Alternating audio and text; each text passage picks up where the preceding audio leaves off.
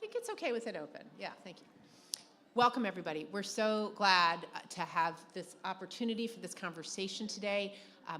I want to just let you know what this is, and then we'll be introducing our guest of honor. So this conversation is an IKAR, Minyan Tzedek, both community organizing and Green Action sponsored event. We call these events Know Your Reps events because the idea is that we as a community have a deep commitment to building relationship with our elected representatives in office, not just at the moment when they're running for office and they're asking for our votes, but throughout their term in office.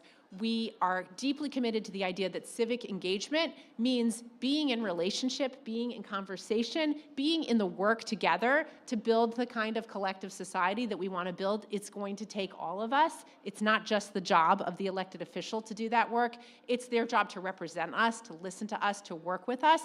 And it's our job to be in relationship too, to actually know what's going on, what our government does, what kinds of powers it has, what kinds of choices and dilemmas it's facing. And it's our job to be in that relationship to help let our elected officials know what it is we're willing to do, what kinds of commitments we're willing to make. And so we are grateful, honored, pleased, and delighted to welcome today our new LA County Supervisor, Lindsey Horvath. So Supervisor Horvath represents the 3rd District, which it includes more than 2 million people. Now it's 10 million in the county, about 2 million per district, is that right? And just to give you a sense of the scale of that, that is a district that she represents many more people than many senators in the United States Senate, also many more people than every elected representative in the House, many more people than most mayors, governors. LA County is enormous. Its impact is tremendous. We'll get more into that. But it's a really big deal. And so we're grateful to have you here. We're glad to be in this relationship. I just want to share a few highlights from the supervisor's bio, just to give you a sense of who she is if you don't know her yet. And we will get deeper into this conversation now. But Supervisor Horvath was elected to the LA County Board of Supervisors this past November, as we just said. Before that, she has served for many years as a city council member and as the longest consecutively serving mayor of the city of West Hollywood. So she has deep experience in LA County's small cities and has been doing work for a long time, building diverse coalitions across both LA County and in West Hollywood, and delivering on results for her community. Among the many reasons that we knew this was going to be a good conversation and that we're delighted to be in conversation together is that Supervisor Horvath is a member of a sister congregation of ours, which is Blessed Sacrament Church in Hollywood. Blessed Sacrament is a member of LA Voice, which is our multi-faith community organizing partner, and a congregation we work closely with around shared values and shared commitments towards justice and equity and building the kind of LA County that we all want to share together. And so, again, another reason that we knew this was going to be a good conversation today. Supervisor Horvath, a long history of civic and social justice advocacy. She has spearheaded policies to make West Hollywood an age-friendly community and to better serve residents of all ages. Also, she's been deeply involved in work around housing and homelessness and responding to the needs of women, and particularly concerned with domestic violence issues. And further, we just want to add that another environmental issue that she's been deeply committed to is making West Hollywood a bicycle-safe city, and among thank you, and among the most walkable cities in the entire state. So I'm not going to read this whole and deeply impressive bio, so we can keep moving on to questions that we have. But rest assured that she is a dedicated public servant and a real champion for many of the issues that we care so deeply about. So with that, I just want to give you an opportunity and say welcome. Thank you. Thank you so much. I'm really, really pleased to be here today. Thank you. And to be welcome so warmly is incredibly kind. Thank you very much. It's nice to, I was saying a little bit earlier, it's nice to have opportunities like this to get to know each other, so I'm not just sort of this like maybe a story that showed up in your mailbox many times over the past year and a half, but an actual human being who does real things, who wants to be in partnership with you in the work that the county desperately needs to do to change Los Angeles County. So, but for those who don't know me as well, I'm originally from a small town on the east side of Cleveland, Ohio.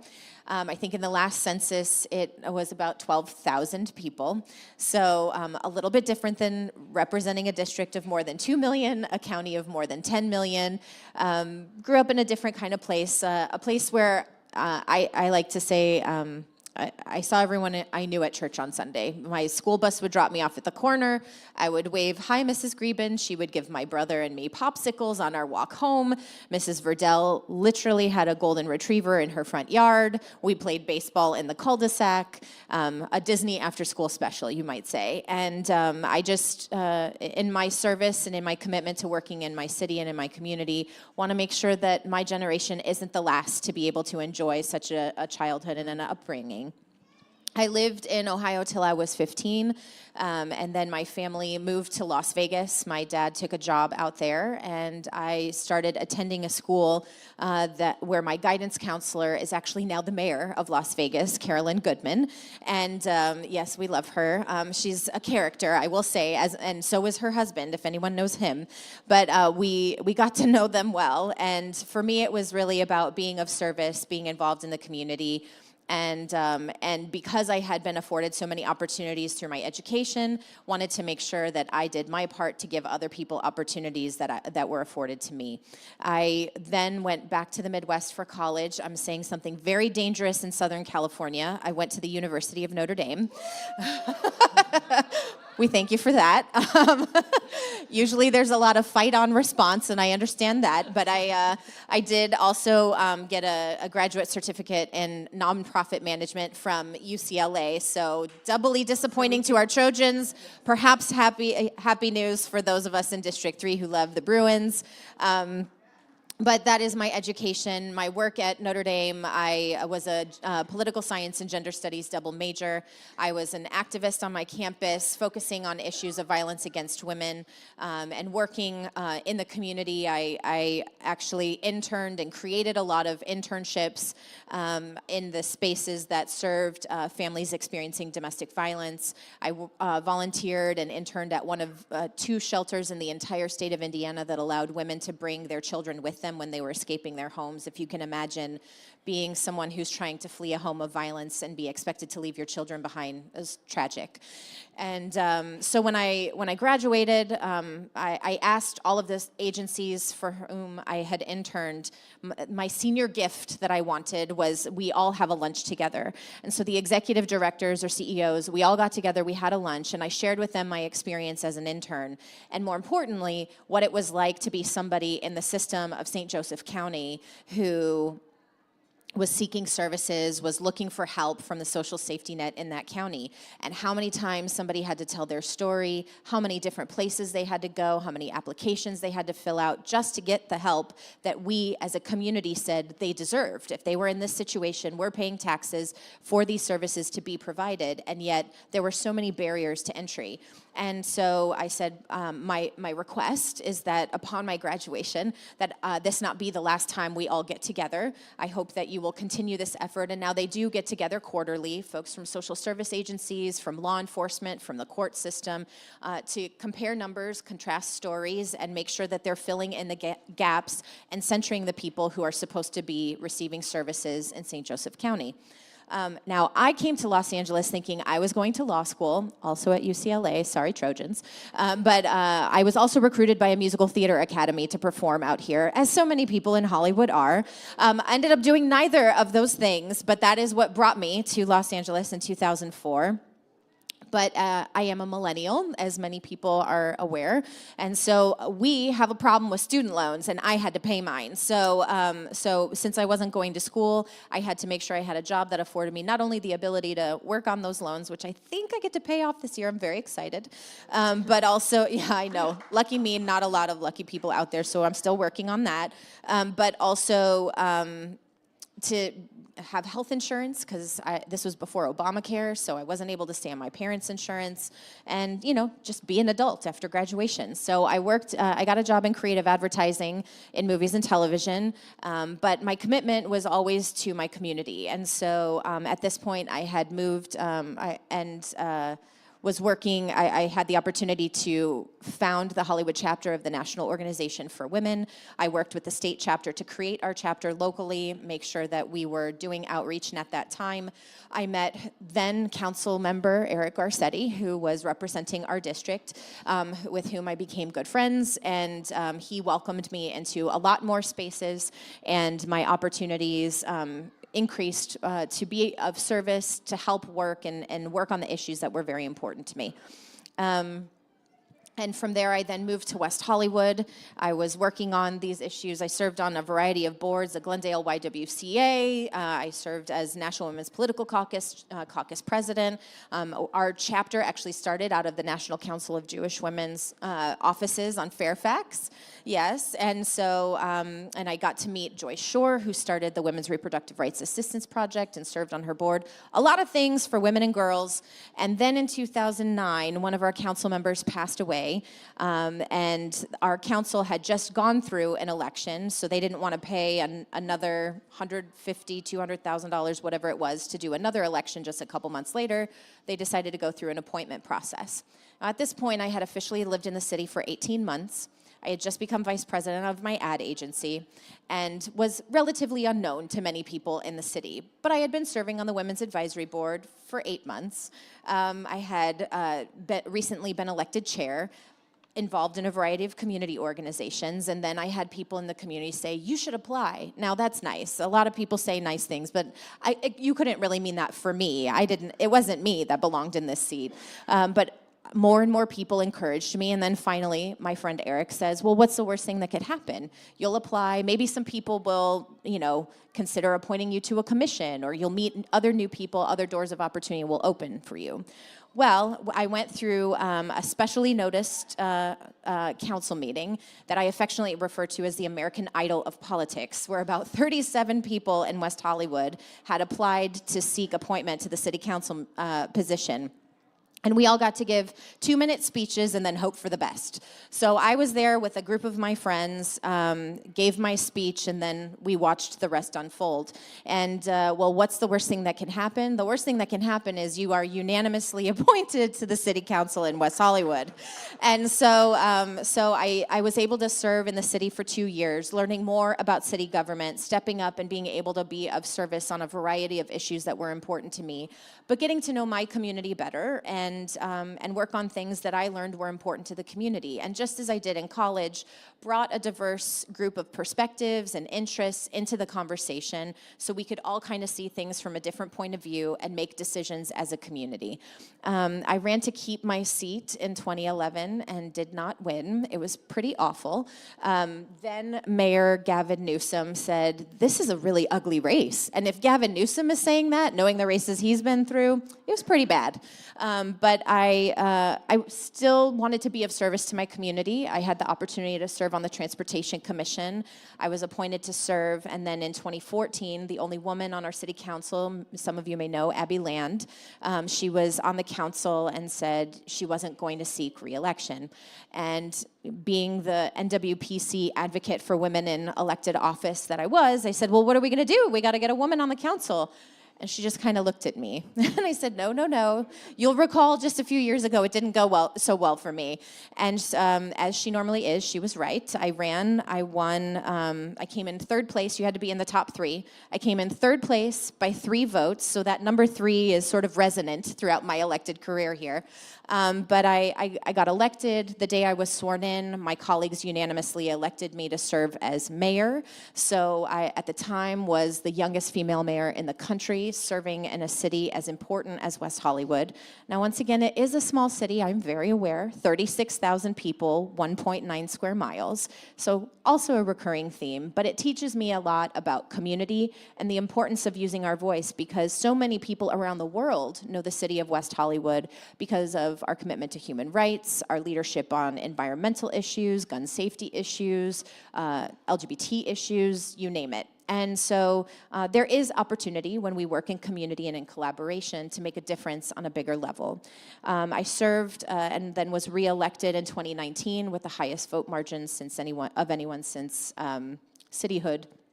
And then from there, continued to serve. I was going to serve, I was in line to be the president of Women in Municipal Government for the entire country in 2020. I was very excited to do events nationwide celebrating, commemorating the anniversary of the 19th Amendment, the 100-year anniversary of the 19th Amendment, where women got the right to vote.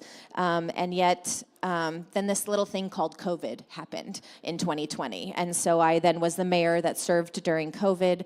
I also became president of California Contract Cities Association, an association of all cities who contract for any number of services. It started focused on sheriff and fire here in Los Angeles County, but has grown to a statewide organization to support cities and their ability to contract for service. So I learned not only what issues my community was facing in a time of crisis and how much we needed the social safety net of the county, but all of the communities that were counting on the county, I was their liaison between our association and the county.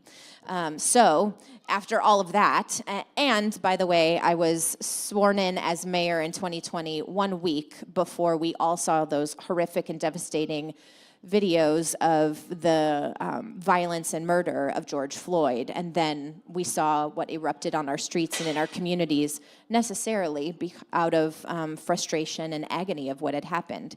And so I was also serving as mayor at a time where I had to keep my community safe while also creating safe space to have long overdue and much needed conversation. And so I was grateful once again for my community stepping up, coming from different points of view and working together to make that happen.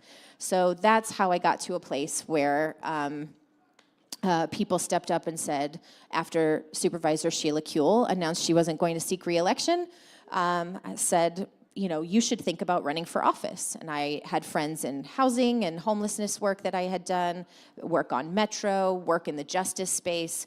And, you know, all of that was very nice. But again, 36,000 people, 2 million, 10 million, not for me. But I spoke with Supervisor Kuehl, and she said, actually, I think it's a great idea. Wait, what? Sheila, you're the person who's supposed to speak truth to power and tell me to know my place. But she didn't. In fact, she was quite encouraging. She was a great ally. She's been a great friend and mentor along the way. And so I decided to jump into the race in April of 2021. Made it through the primary, I think much to the surprise of some folks who expected it to be a showdown between two senators. And I think having a different voice and a different perspective was exactly what this district is looking for in this exact moment. It was a little ugly. I know you all saw it, but it was a good test in many ways of, you know, our commitment to doing this work and how we could find ways to bring people together throughout the district.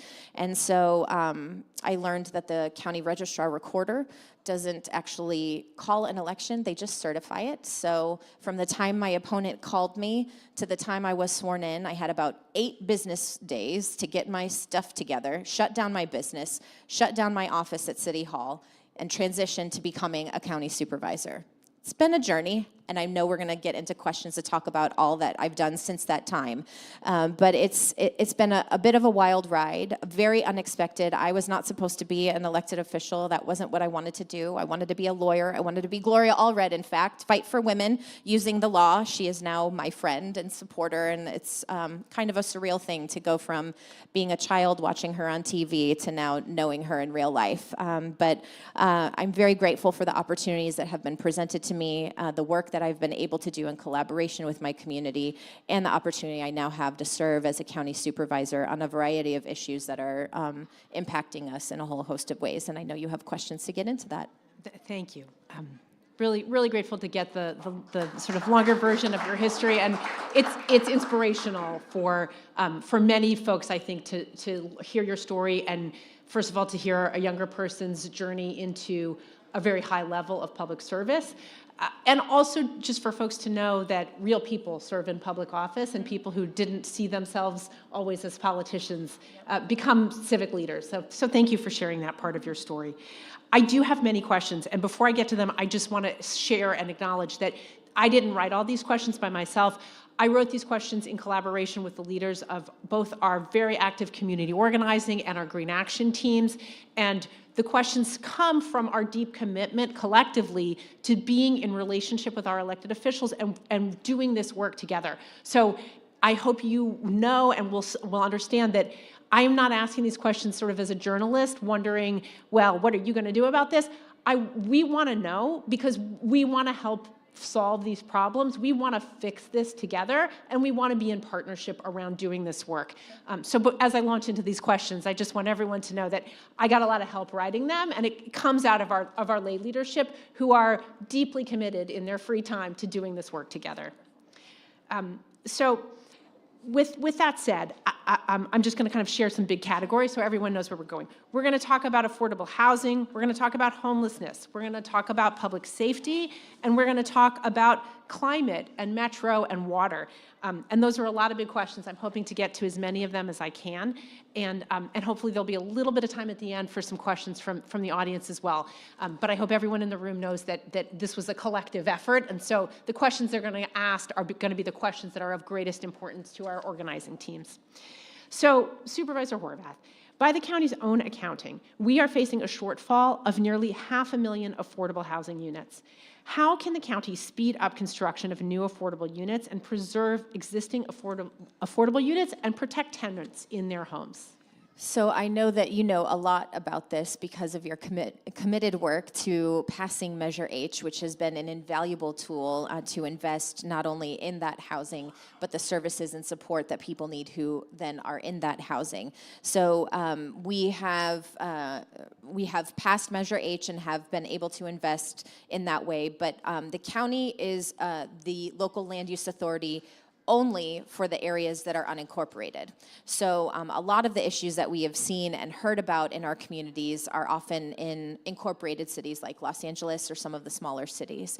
And so the county doesn't have authority in that sense to override local jurisdictions, but what we can do is partner when there are opportunities, when there are sites that are identified and opportunities to create housing, to bring services and resources to the table to incentivize and expedite the development of housing. And so I think that's really the role that the county has played generally. And then specifically, the county is also part of LASA. LASA is the Coordinated Service System for people who are already unhoused. And I think sometimes people think they're in charge of everything related to homelessness. They are not. I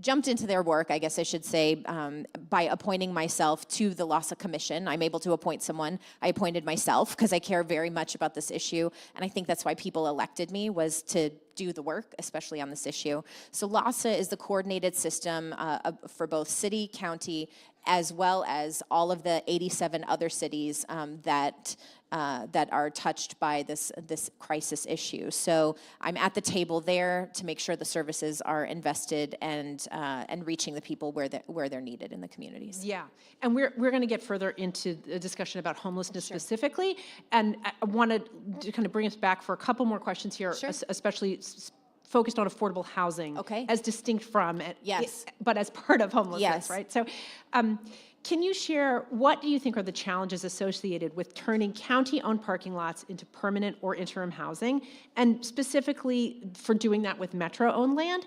And sort of as an addendum to that, do you think we have accurate and up-to-date inventory of county-owned land that we could actually start building housing on? So I do know that there is an inventory. I don't know personally whether it is, how accurate it is, but we are going through that in our district. Now, I will say in District 3, we don't have a lot of unincorporated land, and in fact, most of it is in the Santa Monica Mountains. So a bit of a challenging place to be putting housing, but I will say we're taking a look at all opportunities that exist. Since my time joining the Metro Board, Mayor Bass also brought forward a motion and accepted my amendment to look at Metro-owned lots for short and long-term affordable housing solutions. And I asked also to help with assisting in homeless services because I've heard, for example, a lot of places in the Valley that are trying to help people who are unhoused but living in RVs to transition them out of RVs into housing. They need a period of time to know know that their RV is going to be safely parked somewhere so they can access their resources. So we're using parking lots. We're now going to be able to use parking lots also to assist in that process as well. So to both develop short and long-term housing solutions, as well as those kinds of interventions to help people get into housing. Great. So on the state level, as you know, IKAR is partners with LA Voice and with Pico, California, and collectively, LA Voice has put together a package of state housing bills that they are supporting and that we are supporting at least pieces of as well. We had the opportunity to have a conversation with your staff earlier this week with a group of LA Voice leaders and heard more about the work that you're already doing in that area. But I want to ask you here in this forum too, would you be open to working with us and your colleagues on the board to consider motions to support the state housing bills that we're working on together? Those include, without going into all the details, measures that would make it easier for faith communities like our own to build affordable housing on our own sites, regardless of what local zoning restrictions are currently. And another measure that we're supporting, which would help protect tenants by lowering the cap on rent increases to 5%.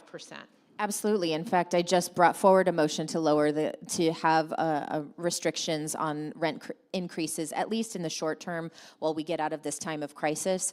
And we weren't able to count to 3 on that one. Unfortunately, I only had Supervisor Solis with me. But we are going to come back with more renter protections, which we know are desperately needed to keep people from falling into homelessness. And I'm certainly happy to work with you on legislative solutions statewide as well. Thank you. We're happy to hear that, yeah.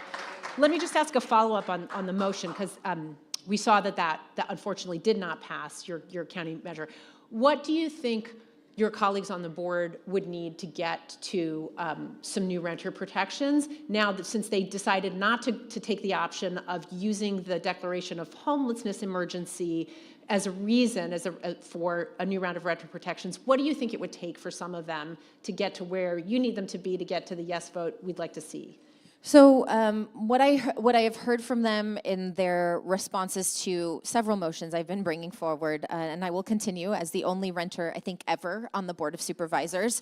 I know that this issue is very important to a majority of people in Los Angeles County. And so what I have heard is that they did not want to institute protections in a state of emergency. They wanted to institute longer-term protections that will protect people, not just in unincorporated, but they're willing to work with cities. But they also, the second piece is it's longer term protections instead of emergency. It's seeing cities step up to the plate to take responsibility as well, because there is, lawyers. There is that liability piece where if the county is the declared entity that is taking responsibility for any sort of interference with the housing relationship, then we are at risk, as opposed to each community sort of sharing in that risk. So I think there's that piece of it. I've heard that they want to make sure that mom and pop landlords, the small landlords that are in the business, don't go out of the business because we're asking too much of them, that they need that income to be able to pay their mortgage. And that's reasonable. That's why we created a $45 million fund for small mom and pop landlords to be able to seek restitution for any back due rent that has come up during this time of crisis. We've yet to see applications for it, but it does exist. And so, I'm trying to hear their concerns and respond to them. Did you just say that there's a $45 million fund for landlords to get reimbursed and you're not getting applications for it? We haven't yet gotten any applications for it, but we are working on making sure that is shared with people. We are working to make sure that the program, gets out there so people are able to access that funding, because we have made rental assistance available to tenants. That makes sense, but we also want to make sure that that assistance is provided to landlords. Sometimes tenants don't have the capacity to go through the application process, but the property owners do, so it's not restricted in that way. We have assistance for both. And I'm working on a motion right now with one of my colleagues to make sure that if anyone does seek that assistance and accepts that assistance, that is contingent upon keeping people in housing, so we're not both paying back due rent and then paying for services for someone who falls into homelessness and sort of paying twice. Yeah, that seems eminently reasonable. So I want to move now into some questions specifically around homelessness. as you've mentioned already, you're the first supervisor to appoint yourself to the board of LAHSA, the Los Angeles Homeless Solutions Agency. And we would love to hear from you, and I'm going to ask you to explain a little bit more about what LAHSA is and does and how its role is related to the city and the county for folks who need like a brief intro. And then I'd like you to speak, if you can, a little bit to how do you think LAHSA is working right now? Do you think many people have said it needs to be scrapped. Can it be reformed? So we have some sort of big questions for you about LAHSA, and it sounds like you're really already digging deeply into them. We'd love to hear what you're learning. Absolutely. It's why, so the mayor declared the state of emergency for the city of Los Angeles, came to the board, asked for our help and support. But I said, well, why aren't we all, how can the city of Los Angeles be in a state of emergency and the county isn't? I don't get that.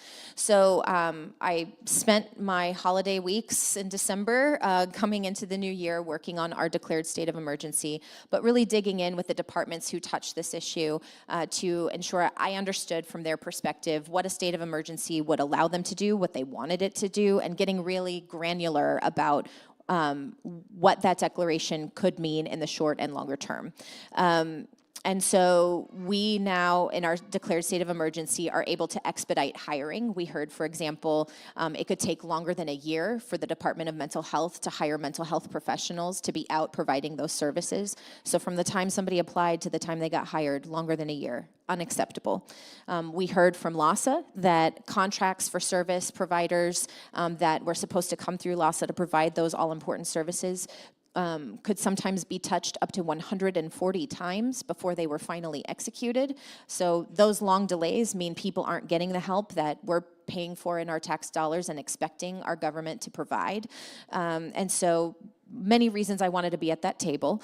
And my goal in this time of declared emergency is not only to address this crisis in the short term, but stand up and address the structural problems that I see in LAHSA right now. I think there are a lot of good, well-intended people, smart people, talented people in a very broken system.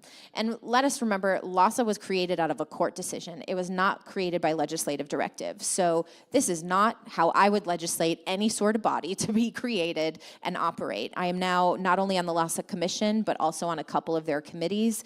And I'm finding that, I'm asking a lot more questions than anybody is really used to because these committees and the commission, I don't think it was their intention, but effectively rubber stamped a lot of things that came their way without a lot of accountability on what those dollars are delivering. So another part of our declared state of emergency has been regular reporting, requests for regular reporting on Measure H dollars on the county side, and then I'm also asking for accounting of how we're spending those dollars, to what end, in which regions, in which districts in LAHSA, because we've heard, Inside Safe has only been in certain parts of the city and they want it everywhere. The requests that are coming in, we want to make sure they're equitable and meeting where there is extreme need. So I think there's a lot of structural change that has to happen, and once again, that's why I put myself at the table. I've asked the mayor to reconsider some of her appointments to put more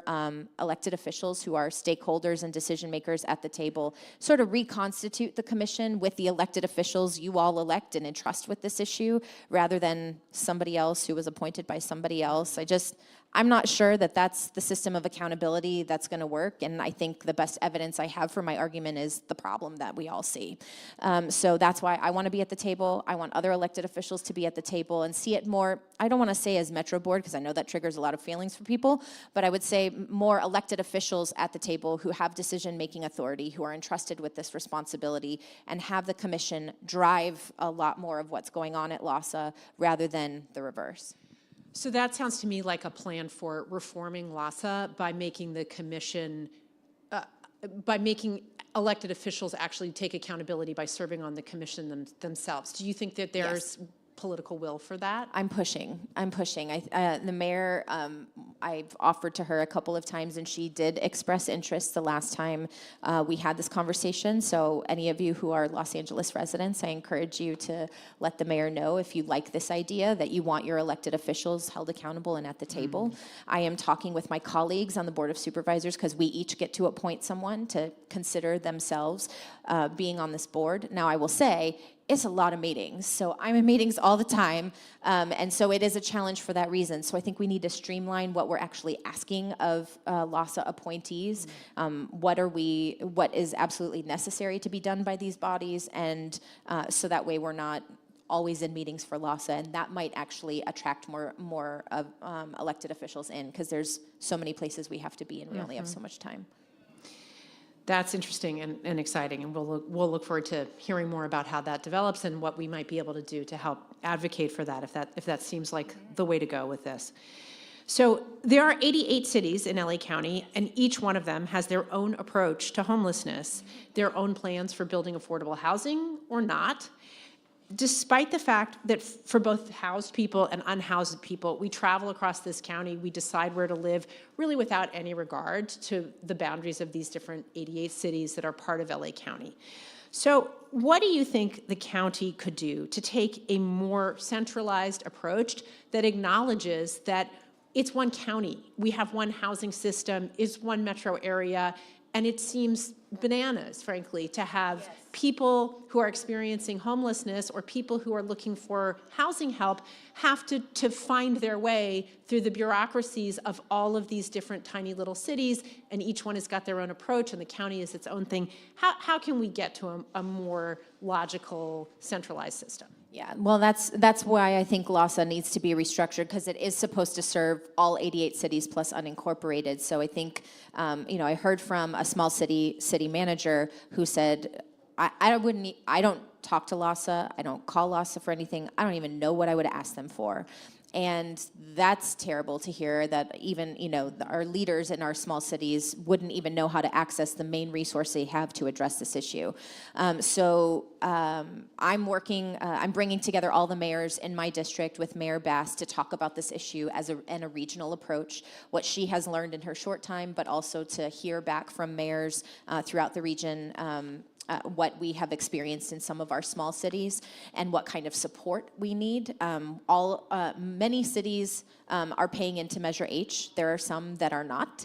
And so there is now emerging a conflict among cities who pay into Measure H and feel they're not getting their fair share, and witnessing cities who don't pay into Measure H getting resources from Measure H for which their city doesn't pay in.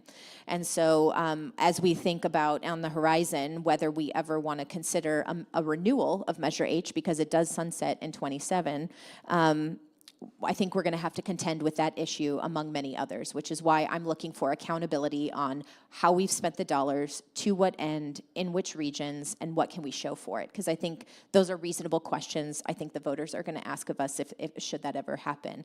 But I do think that in restructuring how LASA works and how the county works, the county has the Homelessness Initiative, the county also has the Los Angeles County Development Authority. There are many different county entities that partner with LASA in the delivery of housing and services. And so restructuring not just LASA itself, but how the city and county and small cities work with that entity, I think is also part of the restructuring that's necessary. Okay, thank you. And if I'm not getting too granular, please just say that back. I'm not trying to avoid anything. I hope that's clear. I'm happy to answer any questions, but. We're doing great.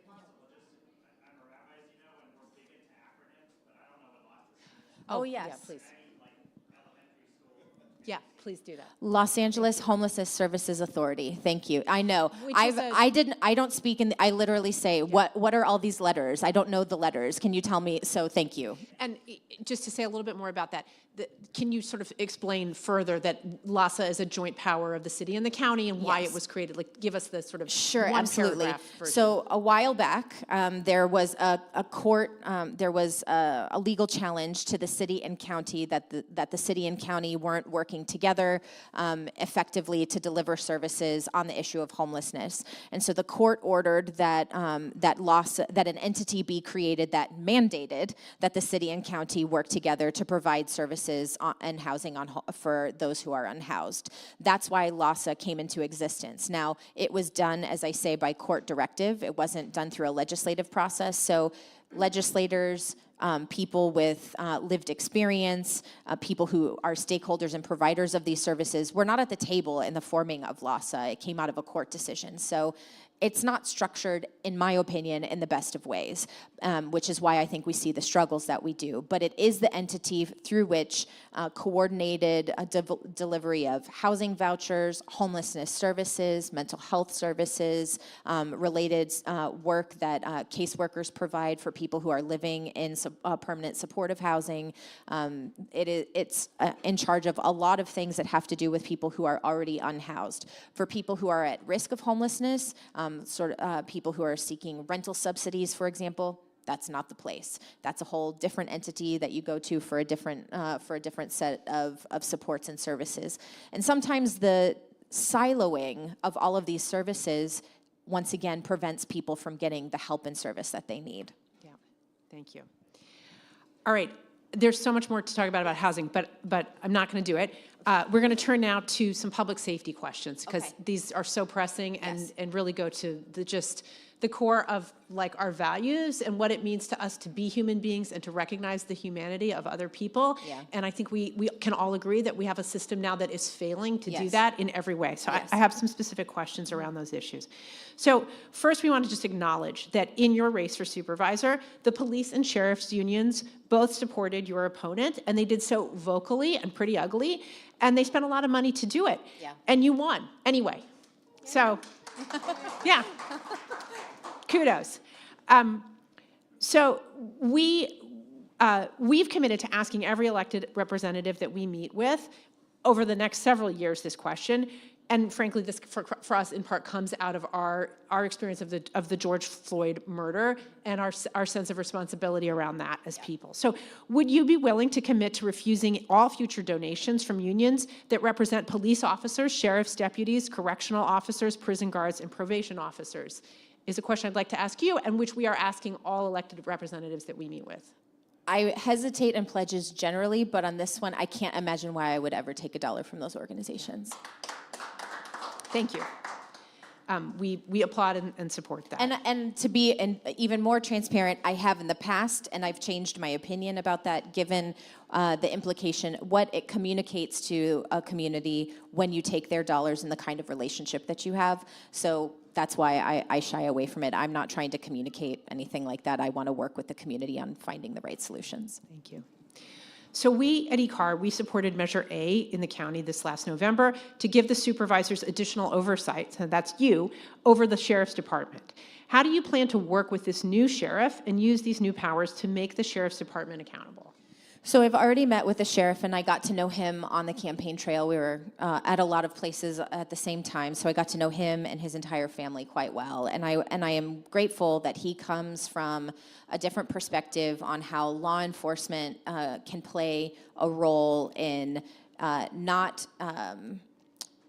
not arresting people simply for being unhoused, using our justice system in a way that's different, and instead connecting people to the services, supports, and care that they deserve, rather than jailing them because of, like I said, being unhoused or poverty issues overall.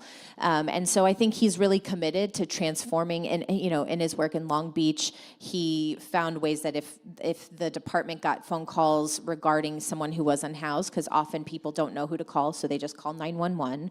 911 goes into the local law enforcement departments. He then worked with social service providers to have those calls for service then transfer people to a homeless services provider or mental health professional, addiction recovery facility, different kinds of services and supports that the city of Long Beach and the region provided. And he has stated that he is very much interested in making that shift county-wide throughout Los Angeles. And I will say, in my initial meetings with him, he has demonstrated commitment to doing that. He has also communicated with us that we're working through the Office of Diversion and Reentry to identify people at Men's Central Jail who can and should be released. And so the Sheriff's Department is already working on identifying how many people that we can get out of Men's Central Jail, out of what's going on in there. They simply shouldn't be there. And if the need for service is that great, there are other ways we can get them connected with service that is not in Men's Central Jail. So they are working with us actively on that as well. We just brought forward an item to establish a permanent library for those who are incarcerated, and the Sheriff's Department is working on that with us collaboratively.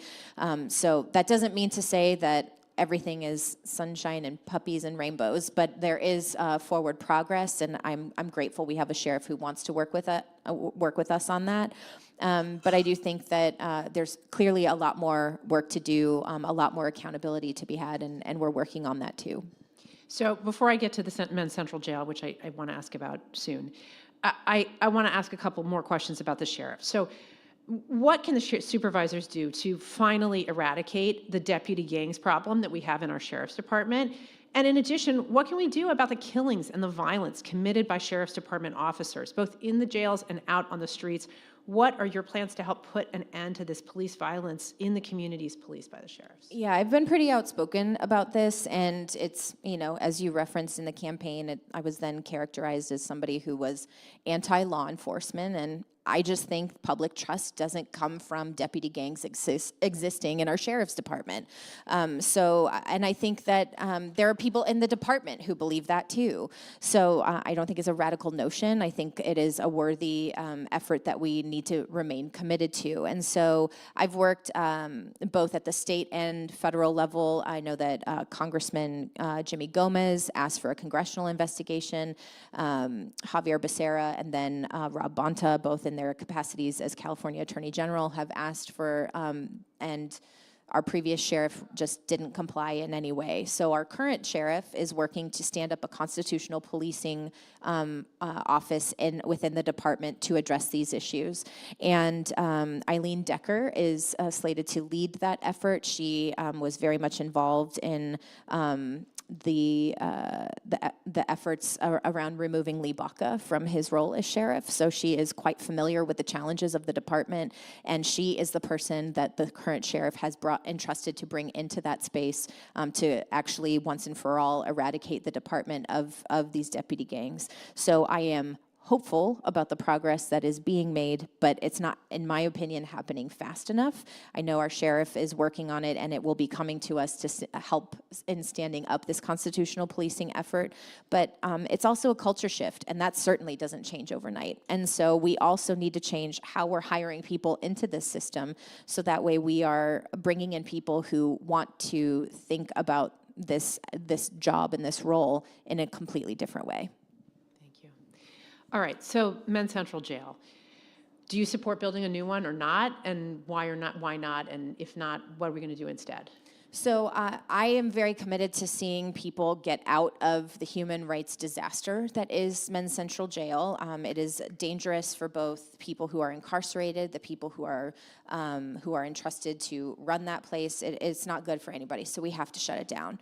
And I think that moving people, we're working in a variety of different ways to get people into the supports that they need. If there are people, most of the people who are in Men's Central Jail today are there because of mental health or other court-ordered social service needs, and there are ways that they can get those services and support without being in that space. And so that's what we're working with the Sheriff's Department in a coordinated way to get as many people out of that space as quickly as possible, so that way the people who are, sort of that much smaller population that we're dealing with, we can address that in a different and separate way. I also know, I forgot to mention, and thank you, Barry is on my team. Barry Worth-Gervin is very familiar with the district-wide, and she's helping to lead our district. She reminded me that we're also working with the Sheriff's Department in a county-wide effort on anti-Semitism, and we know that the Human Relations Commission has studied this issue from the county side, but we are bringing the Sheriff's Department into that work and understanding what they have been doing to enforce the issues, because we know hate crimes enforcement is done by local law enforcement. So so we just got their report back, and we'll be working with the department and our community partners, and we welcome you into that conversation to talk about how we address the presence of anti-Semitism in our region and specifically in our district. Okay, thank you. So we have a member of our community, his name is Alex Sherman, and he serves as the 3rd District appointee to the Civil Brand Commission. He was appointed by Supervisor Kuehl when she served in your office. And he came and spoke to us recently at one of our community organizing meetings about the just appalling conditions that are in our county jails and how that they've been that way for decades and decades and decades. And the county continues to fail to comply with numerous consent decrees, as you've mentioned. Those consent decrees have declared the conditions in our jails unconstitutional, and we know that the jails are having an immeasurably negative impact on the health of the individuals who are in those jails, of the people who work in those jails, of the families, of the communities that incarcerated people are a part of and will return to when they get out of our jails. What can we expect the Board of Supervisors to do to address these jail conditions, and why has it been so incredibly difficult to bring the jails into compliance with the consent decrees? And then again, I want to bring it back to, I'm not quite sure I heard an answer to the question about Men's Central. Are we going to replace it, and what happens? I'm not trying to replace that jail. Yeah. We need to shut it down. Great. But I do think that we need to make sure that the services and support that people deserve are what they actually get. And many times, especially if somebody is unhoused or doesn't have a family to go back to or a safe space to go back to, that means we have to provide them a space to both exist and receive those services. And so we're working with ODR, which is Office of Diversion and Reentry. We're working with JCOD, which is Justice something and Diversion Office of. So I'm sorry for speaking in acronyms, but I'll make sure I get it right for you. But it is everything else that ODR isn't doing. All of the justice-involved departments and work and services are housed under JCOD, and so we're trying to reimagine our justice system and stand up new departments that actually deliver different results. One of the challenges that we're facing as it relates to probation is that state law requires for justice-involved youth that a lot of their interactions are mandated by state law to be through the probation department. So even though we as a county have stood up the Department of Youth Development, DYD, and that is our reimagined way of dealing with justice-involved youth, the state says that these young people have to be entrusted to probation, and more specifically to a probation chief. So to your point about legislative solutions, Assemblymember Reggie Jones Sawyer has a bill, AB 1090, that both would codify Measure A, which you referenced earlier, the authority we now have over the sheriff as a county board to make that a statewide policy, but also to give county boards the authority to equally remove a chief of probation, a probation chief, so that and institute a different kind of authority over probation to deliver different results. And all of the horrors that you are talking about as it relates to Men's Central Jail, you can also talk about the probation halls and camps. I can't honestly say I have a good understanding of why it's taken so long from when the consent decree was initiated in, I think, around 2015 or 2016, and why more progress hasn't been made to date. But I can tell you, every single closed session we have has a conversation about probation or Men's Central Jail or both.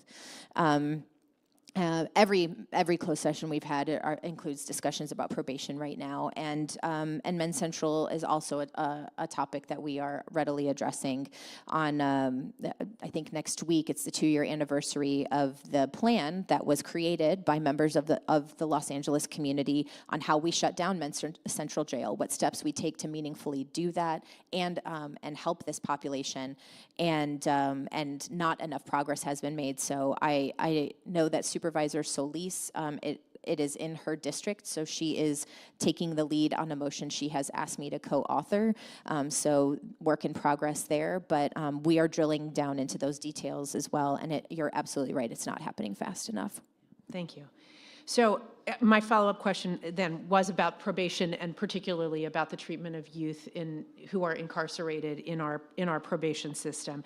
And there's just another LA Times article today about what's going on with that. And I know you all had a closed-door session just earlier this week about what's happening there. And you've spoken a little bit about it, but I want to sort of say here publicly and acknowledge that you led the motion to fire the existing chief of probation and applaud that decision.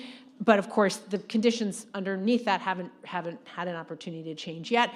What do you think it's going to take to change, to create, what do you imagine a juvenile actual justice and rehabilitation system might look like? And how are we going to get there? And what is the Board of Supervisors going to be able to do to get us there? So on this past Tuesday, I authored or co-authored 3 different motions as it relates to probation on 2 levels. First, the state was also put under court order to shut down their state facilities for young people. So there is statewide realignment happening now where young people are coming back to the county. And this population from the state is called, they are often identified with the acronym SYTF. Short, STY, it's safe, yeah, thank you. Safe Youth Treatment Facility, I think. I think it's secure. Secure. Anyway, one or the other, yeah. The point is, they are a population of young people who were entrusted to the care of the state. The state failed. They're now sending them back to us, so they're closer to home. And we are working to provide space for them. We weren't supposed to be, we weren't entrusted originally with taking care of this population, but they are now coming home. We also have a population of young people who are in our probation facilities already who are entrusted to our care that we're working with as well. And the facilities aren't serving them, let alone the people who are coming in. So we brought forward 3 different motions about how we can use our existing facilities to immediately and in the medium term address how our young people are being supported and cared for while in county custody, how we can release young people who do not deserve to be in these facilities. We often have young people who are ready to be released, but because they don't have a safe family to go home to or a safe place to go, they come from the foster system, for example, and they don't have a safe place to return. They end up staying in our care in these facilities, which are unthinkable. I've toured and visited, and the stories that the young people have shared with me are heartbreaking. They keep me up at night, which is why I am working on this issue. It wasn't something I talked a lot about on the campaign trail, but it has been a large part of my time spent as a supervisor already. We do have new facilities that are more in line with how the county envisions providing healing, trauma-informed care and support for our young people. We need to be investing more in that, but unfortunately, because of this battle with the state as it relates to these facilities, and because probation is the entity that the state entrusts, we are still having to deal with probation. Some of what you're reading about is with the probation department.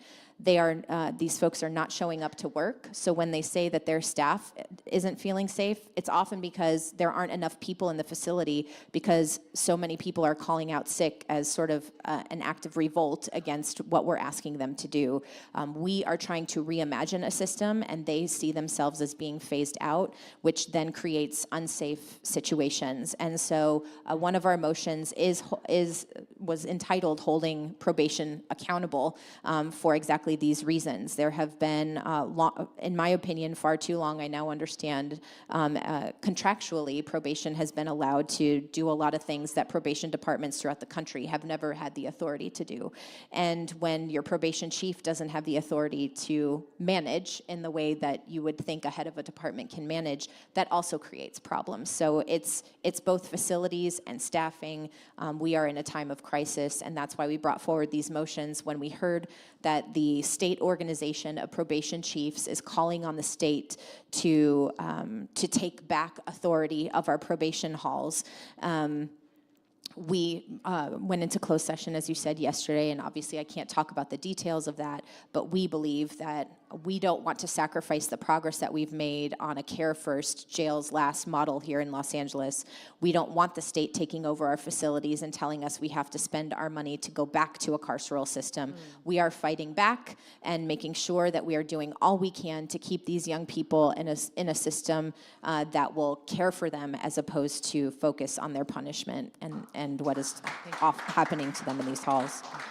Thank you. So much more to say about that. And now we're going to turn to a whole bunch of questions we have about environmental and climate issues, because of course the county has a huge role to play in that as well. So safety concerns seem to be one of the largest factors that are suppressing the use of public transit and our metro system, which we have all invested billions and billions of dollars now over the last several years in building out and trying to make into a real, actual functioning urban transit system. What can the county do to remediate this problem? And importantly, how can we address the challenges of safety and cleanliness on Metro without targeting Black and brown riders and unhoused riders on our system? We know that you voted not to reauthorize the Metro contract with the sheriff and the LAPD. Do you feel that the sheriff and the LAPD are doing their job at protecting riders? And if not, what can we do instead? So I voted no for a variety of reasons on the recent reauthorization. First, we were asked to give authority to the CEO of Metro to negotiate the terms of these contracts with the dollars already assigned. So I have never in my life agreed to pay for something and not know what I was getting for that amount of money, especially when it's hundreds of millions of dollars as it relates to law enforcement agencies. I think that's irresponsible use of tax dollars. Doesn't mean I don't believe that law enforcement has a role to play in addressing issues of crime. It just means I want to know what we're paying for. That was my request. And in fact, I brought that forward as a motion. It failed by one vote, but it was very close. And I just think the board needs to be more accountable on this issue, because no matter where you are, if you want more police or less police, everybody is saying it's not working on Metro right now. So reauthorizing existing contracts, reauthorizing the status quo doesn't make sense to me. But what I do think we need is much more presence on the entire system. So we initiated an ambassador program, which is an unarmed, community-based presence that helps people navigate the metro system, understand how to use buses and trains and sort of where people are, and kind of be that friendly face to welcome you into the system. There are transit security officers, most of whom, but not all, but most of whom are unarmed, who are entrusted with both fair enforcement, which is not happening right now, as well as enforcement of the code of conduct that riders have. Code of conduct is different than the laws that people have to adhere to as it relates to drug use and all of that sort of thing. We've heard a lot about that. But we also have homelessness services providers. We have addiction recovery providers. And to my mind, we need to fund more of that presence throughout the system and have it be visible and interactive with people. Having a law enforcement official in a car nearby a bus where something is happening while on the bus is not how we're going to solve these problems. And so that's why my concern around the contracting and deployment, I want to know exactly and specifically what is happening in the terms of those contracts to keep people safe, because it's not working right now. I think more of an active presence, and in large part, I don't know that it needs to be an armed presence to address the concerns that we're seeing on Metro. And I say this because the OIG, the Office of Inspector General, specifically dedicated to Metro, just recently did a report that said the majority of calls for service that successfully involve law enforcement actually just go through 911, and the response does not come from our contracted service providers. It just comes from whoever happens to be nearby. So if we're paying all this money and most of the time they are not the people responding, what are we doing with this money? I think there is a role for law enforcement to play. That's why you call 911.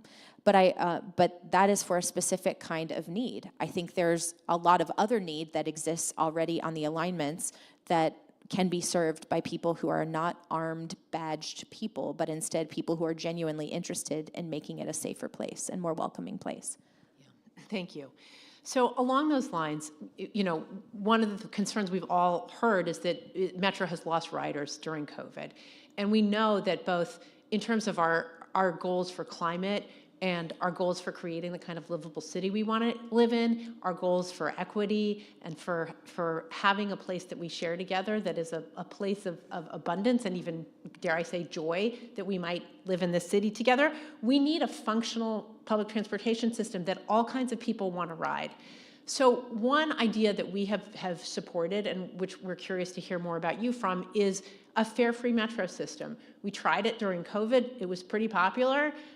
We're moving away from that, it seems. But we also know that, in fact, Metro gets very little of its revenue from fares and has not been very fare funded for a long time. So what do you think is the potential of a truly fare-free transit system?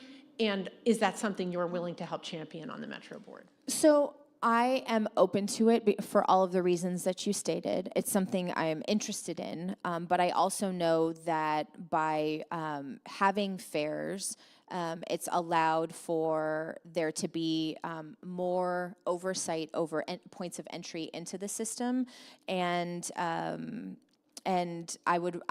very interested if that's where the majority of the board chooses to go back to, how do we ensure that, which is very possible, that we look at how we make sure that people who are then not able to access the transportation system get funded in a different way, so it is in effect, there's a program to in effect make it fare free. I'm very much open to making sure that, and we know that the people who are transit dependent are also are so because they can't afford to have another mode of transportation. So asking them to pay for something is a higher impact to them than anybody else who can take Metro or transportation options by choice. So there is a higher impact for the people who are most likely going to use this system. Figuring out how we can get to a place where they are not as burdened, and we're still able to do all the things that we need to do to keep people safe is of interest to me. I don't think simply charging, just as you said, the fares don't pay for all of the costs that Metro needs to cover, but I need to understand better, and I don't at this moment, what the cost is that they're trying to recover and why it sounds like a majority of my colleagues are so interested in bringing that revenue back into the system. Yeah, well, we would be delighted to be a part of the conversations that you're having with community partners about this issue and about what a different kind of metro system might look like that isn't dependent on fares. Because again, it's actually a very small percentage of Metro's revenue that is received through fares now, and a high percentage of revenue that's spent on both enforcing fares or pretending that we're enforcing fares, which is another way that people get targeted on the basis of race and age and class and all kinds of other things that are not just and equitable. Yes. And further, that actually just the act of collecting fares costs money, right? Like having fare collection, having those cards, having collection on buses too. It actually costs Metro money to collect this small amount of revenue it's getting from fares. Absolutely, paying to administer a program instead of Right. collecting. We have to take and that's why I'm saying I'm just not familiar enough with all the numbers to speak to it with detail, but I very much understand the concept you're describing. Awesome. And I will say Metro we as a board just recently adopted an anti-bias policing policy, which also contributed to why there were questions around the law enforcement contracts, because there's not clarity as to whether all of the law enforcement agencies who are seeking to be contracted with Metro can actually adhere to those policies. Great. Okay, I'm going to ask one last environmental question, and then we're going to kind of get to wrap up, because I know it's been a long afternoon, and I appreciate everybody's commitment to staying and being a part of this conversation. So we're also very concerned about water and our county's water use and our state's use of water. And we've had an insane water year, as we've all seen, where we went we've gone through 3 years of drought, and now we have this abundance of water. So what is the county doing to recapture stormwater in terms of diversion or through permeable pavement or so that our aquifers can be properly replenished to the best that we can? And what is it that we could do as citizens to help support such projects? So one of the things that you've already done is in 2018 pass Measure W to make sure that there's a funding stream for water recharge systems on a smaller scale than some of the larger projects that the county embarks on, to make sure that these projects exist right in our own communities to bring more water back into our groundwater system. A lot of projects have been allocated funding through Measure W, but they haven't yet been constructed.